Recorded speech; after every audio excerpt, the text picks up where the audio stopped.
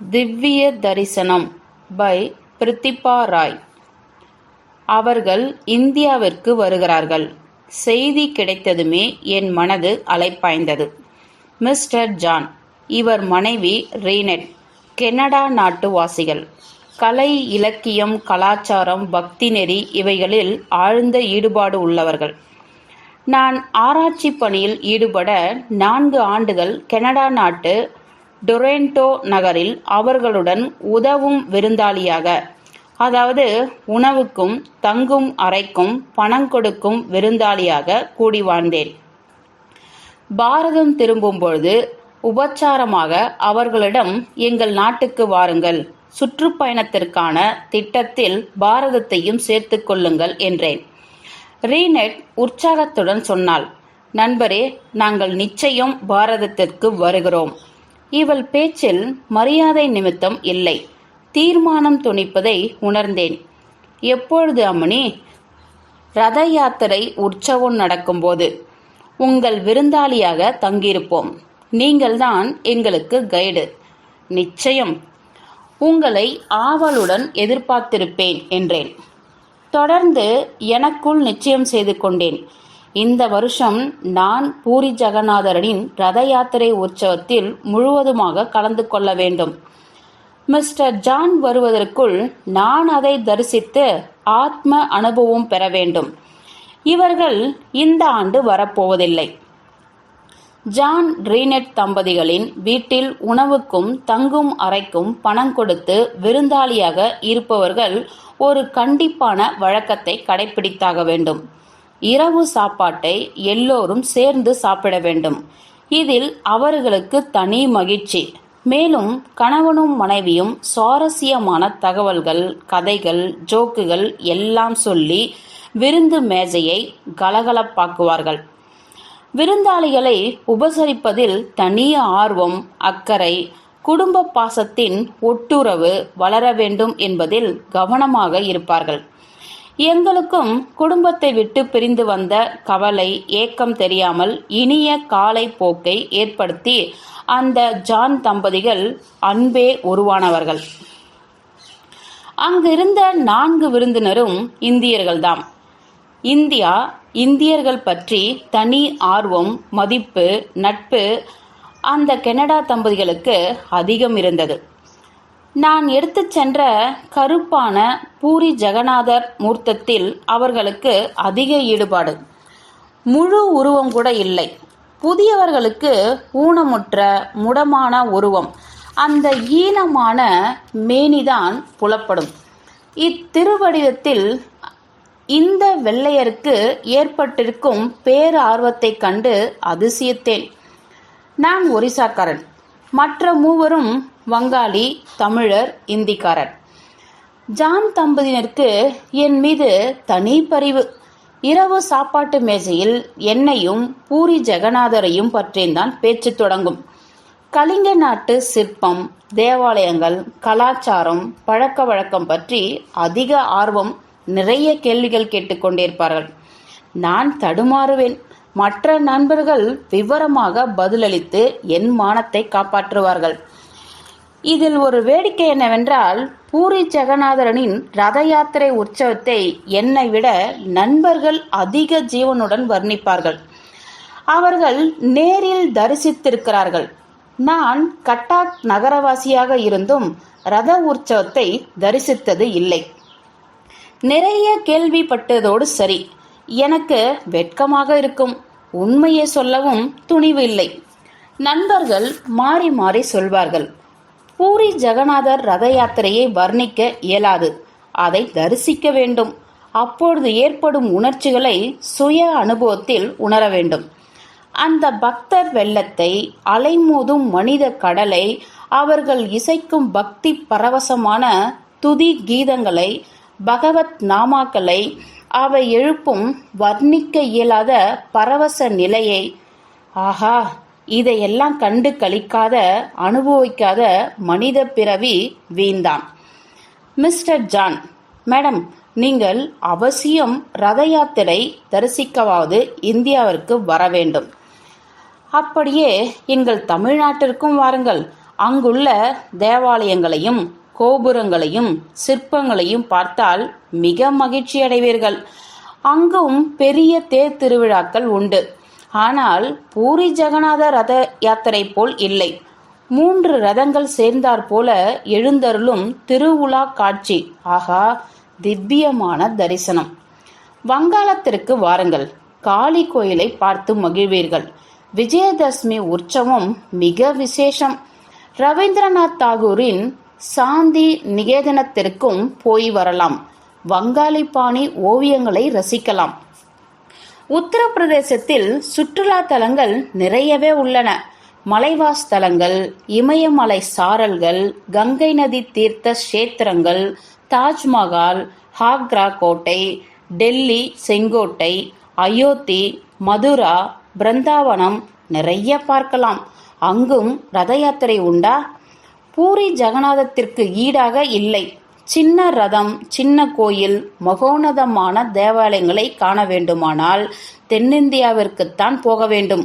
குறிப்பாக தமிழ்நாடு, திருவண்ணாமலை, சிதம்பரம், கும்பகோணம், தஞ்சாவூர், ஸ்ரீரங்கம், மதுரை, ராமேஸ்வரம்.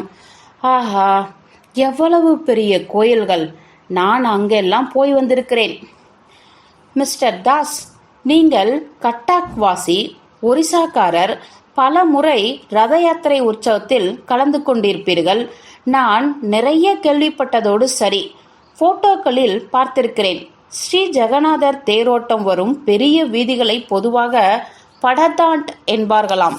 அங்கே ரத யாத்திரையின் போது மக்கள் கடல் போல அலைமோதுவதை காண்பதே அதிசய காட்சி.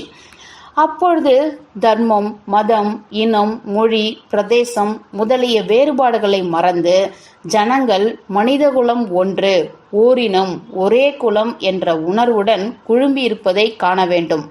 அப்பொழுது நமக்கு ஏற்படும் உணர்வை ஒரு காட்சியாளர் விவரித்திருக்கிறார்.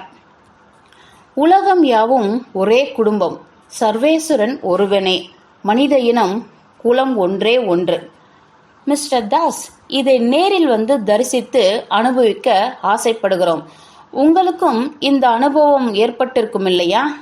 நான் ஜானை நேரடியாக பார்க்காமல் பதில் சொல்லுவேன். அந்த அற்புதமான தெய்வீக காட்சியை என்னால் விவரிக்க இயலவில்லை. கண்டவர் கண்களும் உள்ளமும் தான் அறிய முடியும். நிச்சயம் வருகிறோம் மிஸ்டர் தாஸ். அனுபூதி களஞ்சியத்தில் மேலும் சில திவ்ய உணர்வுகளை சேர்த்து கொள்ள அந்த கனடா நாட்டு அறிவுஜீவி தம்பதிகள் இங்கு வருகிறார்கள். என் அழைப்பு அவர்களை மேலும் ஊக்குவித்திருக்கிறது. கரிய திருமேனி, வட்டமான கண்கள், முறையாக முழுமையாக வடிவமைக்கப்படாத திவ்ய மூர்த்தம். இந்த ஜெகநாத மூர்த்தியிடம் அப்படி என்னதான் கவர்ச்சியிருக்கிறதோ? மறு உருவத்தில் தெய்வ சொரூபத்தை தரிசிக்கும் பரிபக்குவம் இந்த விசேஷங்களுக்கு விதர்மிகளுக்கும் ஏற்பட்டிருக்க முடியுமா? இந்த வினோதமான முழுமை பெறாத மூர்த்தத்தில் இவர்களுக்கு அப்படி என்ன கவர்ச்சி? இன்று ஸ்ரீ குடிஞ்சா திவ்ய ரத யாத்திரை. பெரிய வீதியில் 3 ரதங்கள் அலங்காரங்களுடன் சன்னதமாக நிற்கின்றன. பரம புருஷர் பரமாத்தா ஜெகநாதருடன் பலராமரும் ருக்மணி தேவியும் எழுந்தருளப் போகிறார்கள். இன்று மூவருக்கும் ரத யாத்திரை. பதித பாவன ஜெகநாத பரமபுருஷ தகதீச 1000 குரல்கள் திசையெங்கும் எதிரொலிக்கின்றன.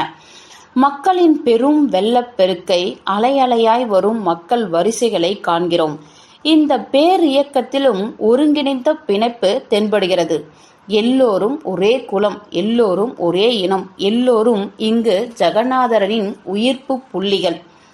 கட்டடங்கள், மரங்கள், கோபுரங்கள், கடைகள், தர்மசாலைகள், எல்லா இடங்களிலும் பக்தர்களின் நெருக்கம். உருபேதங்கள், ஆடை வித்தியாசங்கள், ஆண் பெண் மாறுதல்கள், சிறுவர் பெரியவர் பாகுபாடுகள் கூட தெரியவில்லை. என் அருகில் மிஸ்டர் ஜான், மிஸ்ஸஸ் ரீனட் இருவரும் தம்மை மறந்து இக்காட்சியை தரிசித்துக் கொண்டிருந்தார்கள். குழந்தைகளைப் போல் குதூகலிப்புடன் உணர்ச்சிகளை வெளிப்படுத்திக் கொண்டிருந்தார்கள். இவ்வளவு பெரிய கூட்டத்தையும் பக்தி பரவசத்தையும் துதி குரல்களையும் ஆனந்த நெகிழ்ச்சியையும் அவர்கள் இதற்கு முன் கண்டதில்லையாம். அவர்கள் கேமராவை பல கோணங்களிலும் திருப்பி காட்சிகளை படமெடுத்து கொண்டிருந்தார்கள். இன்னி, ஜலார், மிருதங்கம், கைத்தாளம், சாப்லா முதலான தாள வாத்தியங்களை இசைத்துக்கொண்டு பக்த மண்டலிகள் ஆடி பாடி குதூகலிப்பதை கண்ட களிப்பில் படம் எடுப்பதையும் மறந்து கூடவே ஆடத் தொடங்கிவிட்டார்கள். இந்த மனித கடல் பரப்பில் எங்குமோ கலக்கமோ கவலையோ களைப்போ பசி தாகமோ துக்கம் துயரமோ எதுவும் இருப்பதாக தெரியவில்லை. இப்படி ஒரு மனித சமுதாயம் இருக்க முடியுமா? பகண்டி விஜயம் தொடங்கிவிட்டது. பட்டு வெல்வெட்டு திண்டுகளில் பகவான் ஜெகநாதரனின் திருவுருவை எழுந்தருள செய்து மேளதாள வாத்திய பஜனை கோஷங்களுடன் தேர் நோக்கு உலா வருகிறார்கள். பக்த கோடிகளின் அலைமோதல் நெருக்கிக் கொண்டு முன்னேறுகிறது. கைத்தளத்தில் எழுந்தருளும் திருக்கோலத்தை தரிசித்து தன்னியர்களாக வேண்டும் என்கிற பேரார்வம் பொங்கி எழுகிறது. பெண்கள் முந்தானைகளை ஒருவருக்கொருவர் முடிச்சு போட்டுக்கொண்டு வரிசையாக முன்னேறுகிறார்கள். கிழவர்களும் சிறுவர் சிறுமிகளும் ஒருவருக்கொருவர் கை கொத்து கொண்டு நெருங்கி வருகிறார்கள். எல்லாருமே ஜெகநாத மயமாகி இருப்பதை ஜான் தம்பதிகளும் உணர்ந்தார்கள். அவர்களுக்கும் இப்படி ஒரு உணர்வு ஏற்பட்டிருக்குமோ? விசித்திரமான சூழ்நிலை, புதிய அனுபவம், இதையெல்லாம் புரிந்து கொள்ள அறிந்து கொள்ள சுயமான பரிபக்குவத்துடன் கனடாவிலிருந்து ஜான் தம்பதிகள் வந்திருக்கிறார்கள். இவர்களுக்கு தெய்வ நம்பிக்கை உண்டு. நம் நாட்டு கலை கலாச்சாரம் வழிபாட்டு முறைகள் பக்தி ஈடுபாடு துதி இசை எல்லாவற்றிலுமே ஈடுபாடு உண்டு. அதே நிலைகளை இங்கு வேறு உருவங்களில் பார்த்தாலும் அதே மனநிறைவு அதே ஈடுபாட்டை பெறுவதற்காக சொல்லிக் கொண்டிருக்கிறார்கள். இங்கு அந்த அனுபவங்களையும் கடந்த புதிய ஓரின சமுதாய உணர்வை காண்கிறார்களாம். 3 ரதங்களிலும் தெய்வ திருவுருவங்களை அமர்த்தி அலங்கரித்து திருவுலாவிற்கு ஆயத்தமாக இருக்கிறார்கள். மனித கடற்பரப்பில் அலங்கார தெப்பம் போல் ஒரு வெள்ளி பல்லாக்கு. கலிங்க நாட்டு மன்னர் பரம்பரையில் வந்து உதித்த தாகூர் ராஜாவின் மரியாதையை ஏற்றுக்கொண்ட பிறகுதான் ரதங்கள் புறப்படும். இதோ தாகூர் ராஜா சேர பன்கார பூஜை தொடங்கிவிட்டார். தங்கத்தினாலான சாமரம் கொண்டு பகவான் எதிரே சென்று உபசாரம் செய்கிறார். 3 தடவை இந்த உபசார பூஜை நடக்கிறது. பகவானுக்கு எதிரில் அருகில் ராஜாவும் அன்றாடங்காட்சியும் சமம். தனவந்தரும் தரித்திரும் சமம். தான தர்மம் வள்ளலும் யாசித்து வாழும் பிச்சைக்காரரும் சரிசமம். என் விளக்கங்களை சிரத்தையோடு கேட்டுக்கொண்டிருந்த ஜான் தம்பதியர் மகிழ்ந்து போனார்கள். நாகரிகம் வளர்ந்து வளம் மிகுந்து வாழும் மேலை நாடுகளிலும் மற்ற செல்வந்த தேசங்களிலும் கருப்பர் வெள்ளையர் அடிமை எசமான் சுயமதக்காரர் பிறமதக்காரர் ஏழை செல்வந்தர் முதலாளி தொழிலாளி அறிவாளி அறிவிலி அதிகாரி பணியாள் இப்படி எவ்வளவு பேதங்கள்! இப்பேதங்களை மறந்து இதேபோல் ஓரின சமுதாய ஒட்டுறவுடன் கலந்து குமிழி நிற்கும் நிலைமையை அங்கெல்லாம் காண முடியுமா? இதற்கான வாய்ப்பே இல்லையே. இந்த திருத்தலத்திற்கு க்ஷேத்திரம் என்று பெயர். பூரி ஜெகநாத், ஜெகநாத் பூரி என்றெல்லாம் அழைப்பார்கள். சாதாரண தினங்களில் இங்கு வந்து தேவ தரிசனம் செய்துவிட்டு போனால் போதும். இக்கோயிலில் உள்ள இதர தெய்வங்களின் சந்நிதிகளை தரிசித்து வலம் வந்தாலே புதிய மானுட பண்பு உருவாகும். மனிதனை நேசிக்கும் குணம் ஏற்படும். பேத புத்தி விலகி சமத்துவ சிந்தனை துளிர்க்கும். இதற்காகவே பாரதத்தின் மூலை முடுக்குகளிலிருந்தெல்லாம் பக்தர்கள் வந்து போகிறார்கள். வங்காளிகளுக்கும் குஜராத்திகளுக்கும் யமுனை கங்கை நதி பாயும் பிரதேசங்களிலிருந்தும் ஆண்டுக்கு ஒரு முறையாவது இங்கு வந்து ஸ்ரீ ஜெகநாதரை தரிசித்துவிட்டு போவார்கள். என் பேச்சை ஜானும் ரீனெட்டும் சிரத்தையுடன் கேட்கிறார்கள். ஆமோதித்து தலையசைக்கிறார்கள். அவர்களுடைய முகங்களில் பரவசம் பிரகாசிக்கிறது. எங்களையும் அந்த பக்தர் குழுவில் சேர்த்து கொள்ளுங்கள் என்று விழைவது போல் இருக்கிறது. ரதங்களை இழுப்பதற்கு முன்பாக பெரிய அளவில் தீப ஆரத்தி எடுக்கிறார்கள். ஜெகநாத பெருமானின் திவ்ய மூர்த்தத்தில் கண்கள் மட்டும் தெளிவாக தெரிகின்றன. அவைகளிலிருந்து தெய்வீகமான தேஜஸ் ஒளிவது போல் தெரிகிறது. தீபாரதனை சமயத்தில் பக்த கோடிகளின் பார்வையெல்லாம் பரம்பொருளின் பௌதீக மூர்த்தத்தின் எடுப்பான திருக்கண்களில் இயல்கின்றன.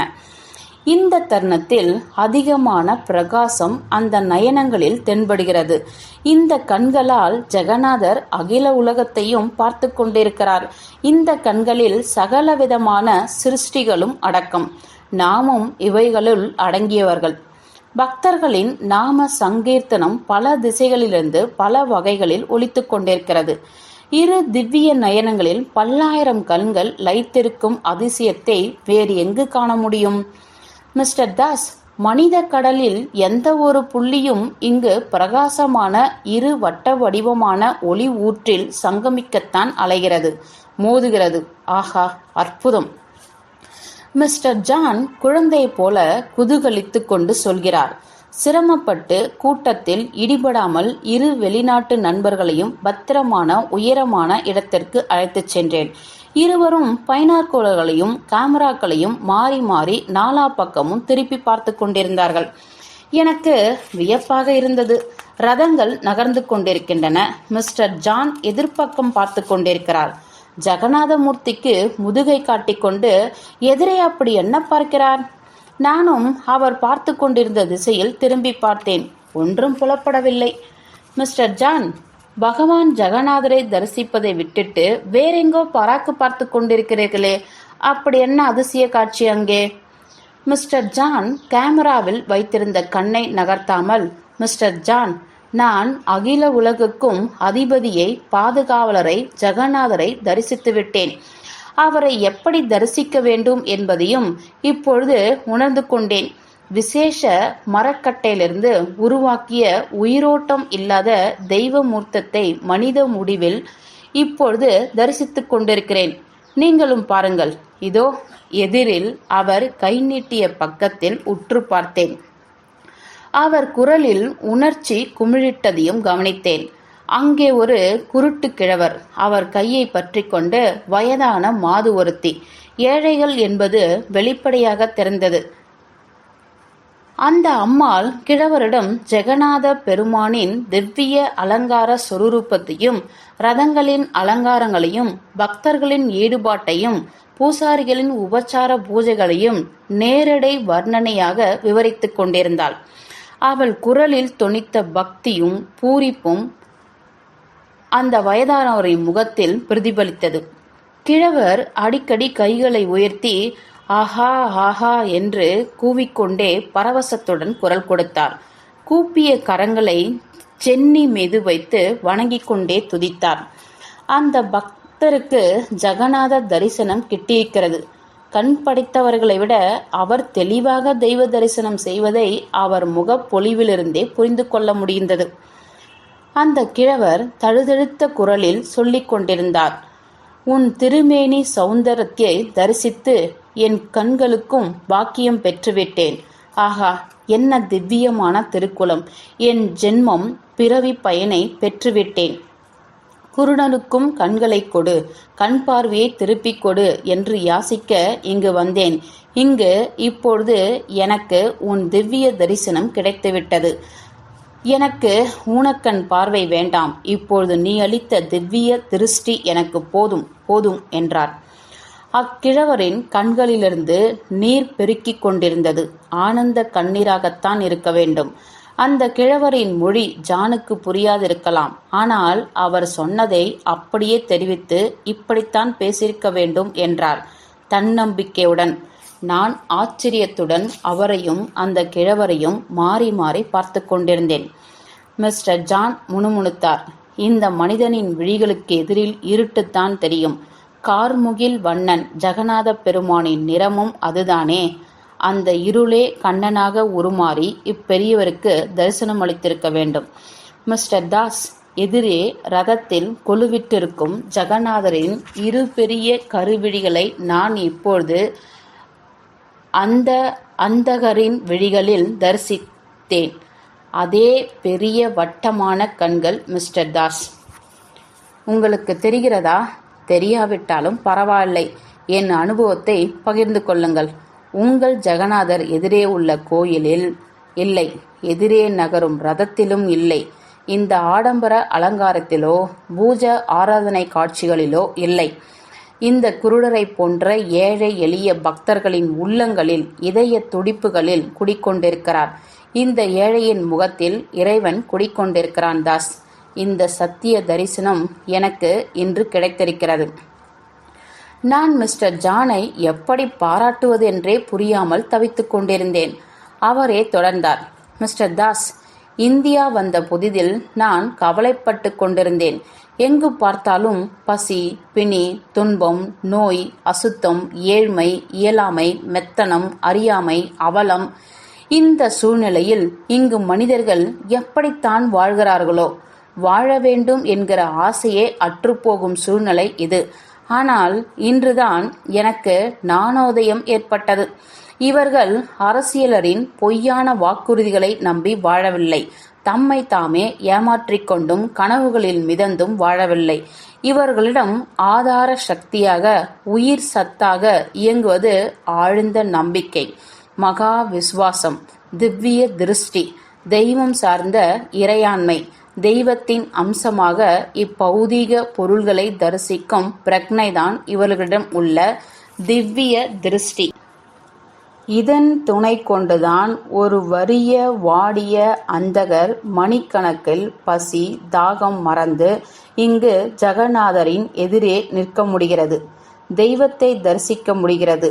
இந்த அந்தகருக்கு இருக்கும் மனப்பக்குவம், ஜீவசக்தி நமக்கெல்லாம் ஏற்பட்டுவிட்டால் எவ்வளவு மங்களகரமாக இருக்கும். கைகளும் கால்களும் இல்லாத அமூர்த்தமான மூர்த்தம், புனித மரத்தில் செதுக்கப்பட்ட திருமுகம், திருமேனி கொண்டு விளங்கும் அர்ச்ச ரூபம், ஜெகநாதரின் திருவுருவம். இதை தரிசித்து புதிய உணர்வு பெற்ற ஜான் சொன்னார், தெய்வத்தின் மறுபெயர்தான் நம்பிக்கை, ஆத்ம பலம். முற்றும்.